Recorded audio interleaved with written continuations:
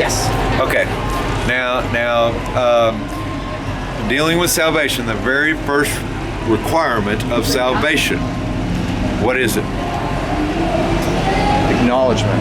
Wrong. Okay. The Bible says, it says, God gives grace to the humble, and He resists the proud. So that means the very first requirement is to become humble before God. And that it also is required all throughout salvation, because if you become prideful, at any point in time of your salvation, God is going to resist you at that point in time. So therefore, and it's by grace that we are saved. So therefore, humbleness is the very first and foremost requirement of salvation. Okay, now I ask you what he asked me. Give me a clear definition of what humbleness is.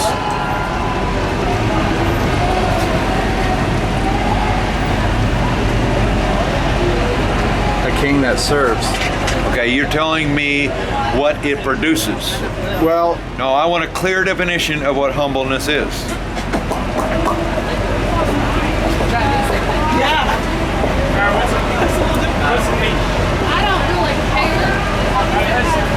Okay, I said a couple things, and he and he turned around and he that said, was just like, whoa, okay. and then he turned around and he says, no, that's what it produces. No, that's what it what it causes. And I was like, okay.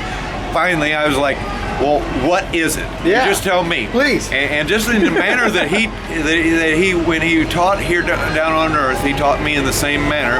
And he said, I'm going to tell you a story, and it will give you the understanding. And basically, God, he created a body. When he created man, he created a body, and he put a soul in him. But that body and that soul, it couldn't move. It couldn't breathe. It couldn't think. It couldn't move.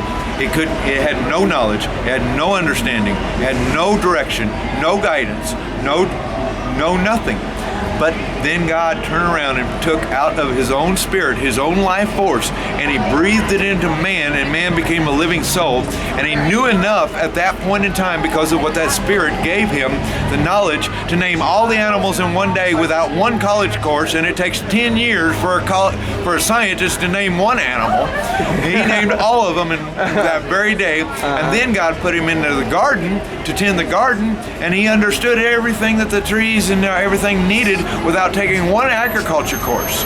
And the thing about it is man depended upon him for his knowledge and his understanding, and he led him, and he guided him, and he directed him. Whoa. And the thing about it is this being full of itself came up to him, and he tempted him, but it was not of the temptation of that fruit. He turned around and he says, if you will take a part of this earthly knowledge, then you can turn around. Whoa. You will be able to be like God. And who God was to him, to Adam and Eve, he had his own knowledge and his own understanding and his own direction and his own guidance, and everybody and everything depended upon him. So therefore, man, when he turned around and reached for that earthly knowledge, it was an outright rejection of that heavenly knowledge, and that spirit was in him. He turned around and was so gentle, and he says, I'm not going to force my knowledge on you. I'm not going to force my understanding on you, or my guidance, or my direction. You're going to have to seek it. You're going to have to search for it. But I cannot totally come out of you, because you would not be alive. You would not be alive if I came totally out of you.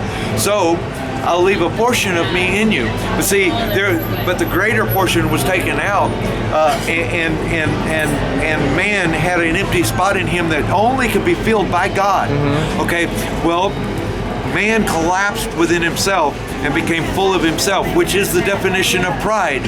So therefore, the very definition of humbleness is becoming an empty vessel before God, so that he can lead you and guide you and direct you and everything.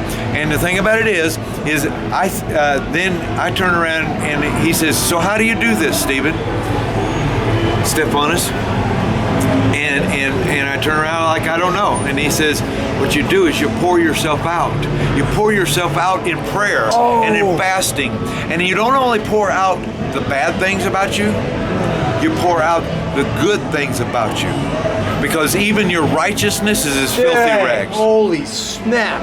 Even your righteousness is as filthy rags. So therefore, to get God's righteousness, you have to pour out your righteousness to receive His righteousness. Surrender your crown. So therefore, that is what humbleness is. Taking the lowest seat so that you may be promoted up to the head of the table. Well, the thing about it is if I turn around and you had $50 million and you wanted to buy, or you wanted me to build you a house, but I did not have a clear understanding of how to build that house, would you hire me to build that house for you? Heck no. Okay, you have gone all this time not having a clear understanding of what humbleness is, and it's the very first requirement of salvation. Whoa. And you talk about building a house, now he's gonna teach us how to build the temple. Well, what I'm saying Okay, is this. yes. Focus on what Okay. I'm saying is you went this long without having a clear understanding of what humbleness is, and that is the very foremost requirement of salvation. Now you know what humbleness is. Now you can start to rebuild what you've been building wrong and build everything correctly. Heck yeah.